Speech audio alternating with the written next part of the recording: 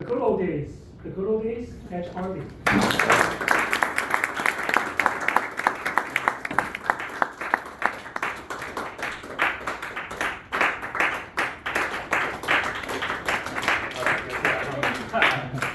Thank you, everyone. Welcome. Good evening, Toastmasters, and most welcome guests. Tonight is my second speech here, so I'm doing this for the sake of being able to be good at stand-up comedy. So this is like maybe a little sample. We'll see how it goes. So, yeah. Did I welcomed everyone? Okay, yeah. Sorry. You think you're gonna do well when you sit over, then you come up and it gets a little nervous. Yeah. So. My speech tonight is about the good old days, and I was having an argument the other day with somebody about the good old days. He was always telling me, the good old days, it was so much better back then. I said, they were terrible back then. The only thing good about them was banana-flavored cough syrup as a kid. I loved that stuff. I would get sick on purpose just so I could have some. Especially nowadays with COVID, there would have been no need for a vaccine if we just had a little bit more of that. And one time, actually, my mom caught me. Well, actually, not really caught me. She realized I was addicted to the cough syrup. Yeah, that's probably a better way to put it. When I sprained my ankle, and I told her I needed a shot to bring me back. After that, it was Buckley's, and we never went back to anything sweet. So, and if you're not sold yet on the good old days, one story I always love to talk about is this fascinating ancient technology. It was called dial-up internet.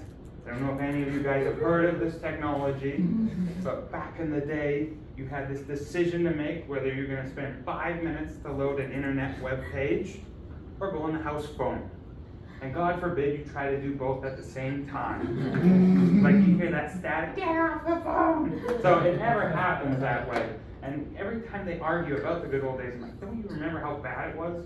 Especially this little black device. It was called, I think it was beeper or pager, and this little apparatus, if you want to call it that, it would just beep all the time, and it would tell you the number, but you had no way of getting a hold of them or finding out what they had to say or calling back. So you'd be panicking, running around, trying to find something called a payphone, and by the time you got to it, you never had enough money to pay for the payphone, and you always had to be quick. And when you would return the call, they were just checking in. It was a very simple thing. So I can't stand the good old days, and I'll leave you with this last story, which I love it because this is what cements it in for me. Back in the good old days, innocent me, in about grade 3, I chose to ask the teacher, because I was not the best at grammar, how do you spell jalapeno? And if you're good at grammar, you already know where this is about to go. So I asked her, I said, excuse me, how do you spell jalapeno? And what does she do? She says, well, go look it up in the dictionary. If you don't know how to spell it, sound it out. Okay, jalapeno's the key word here. I want you to keep that in your mind. I was on the hunt for 3 hours looking up jalapeno in the H column of the dictionary where I thought it was supposed to be. Okay, I found Halifax, I found falafel, I found his cousin, habanero. I never found jalapeno. And then it kind of dawned on me, oh, wait a minute. She knows I'm bad at grammar.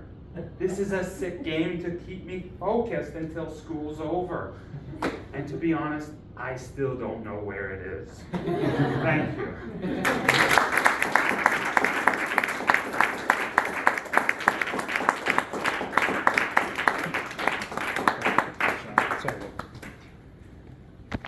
Thank you.